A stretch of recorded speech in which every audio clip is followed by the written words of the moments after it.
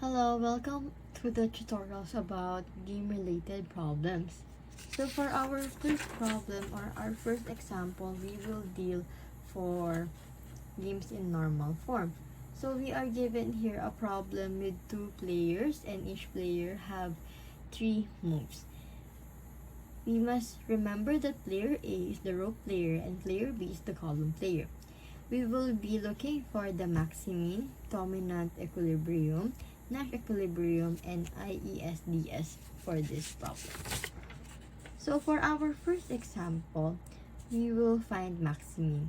So for the step to maximin, we first need to identify the lowest payoff per player. So A as a row player, we will check here per row what could be the lowest. So we can see we have 30, 20, 15, and 15 as the lowest payoff. Now, we will also check for the column player what is their lowest payoff. So for the columns, we would compare that 15 is lesser than everything and 20 is lesser than all of the other moves and 15 is also lesser for all of these other moves. Then we would compare the payoffs and find the biggest out of all the smallest payoff.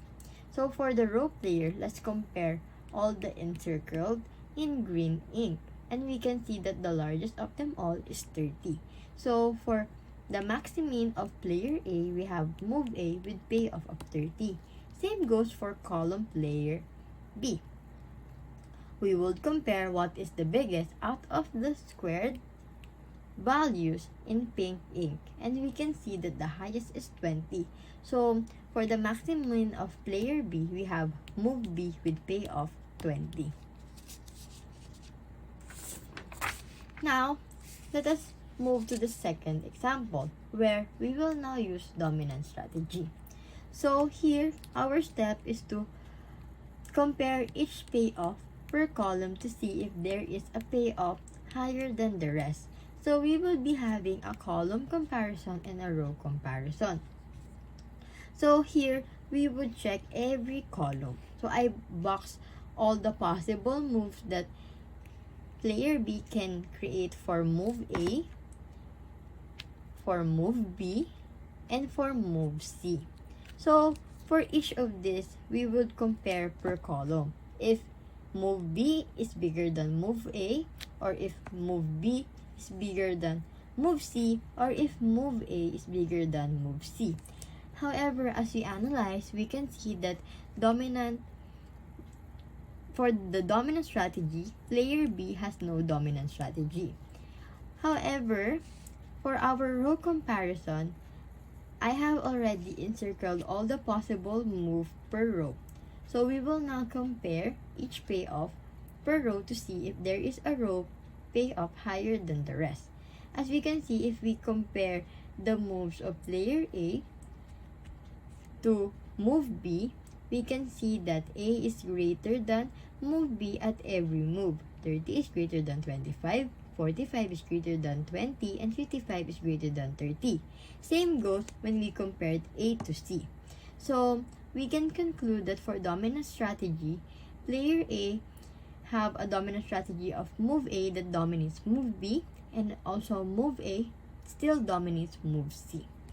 However, from this we can conclude that there is no dominant equilibrium strategy. For our third example, we will now proceed to the Nash equilibrium.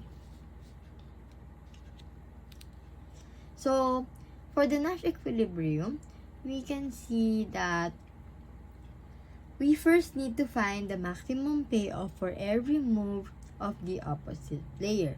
So I have already encircled all the best moves when we compared moves A, B, C for player A, and if we compare move A, B, C for player B. So player A best moves are encircled with green ink and player B's best move are encircled with pink ink. For here, we can see that 45 and 35 exist in one box. So this means that the best move of player A and player B are at the same level. So we can see that we have one Nash equilibrium here with move AB with a payoff of 45 and 35. Finally, we will perform the last step, which is IESDS. This is the last analysis possible, and this is also a way to find if there is a Nash equilibrium present. So we first draw the problem again, and then we will proceed in eliminating dominant moves. So going back from the dominated strategy analysis, we have remembered that for player A, move A dominates both B and C, so we immediately remove it.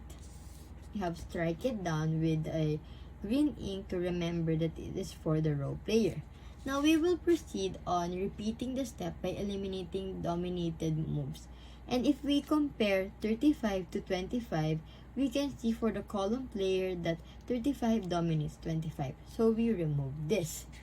Now after eliminating that part, we will proceed to assess if there is still dominated moves. And we can see here that 35 still dominates 15, so we removed it.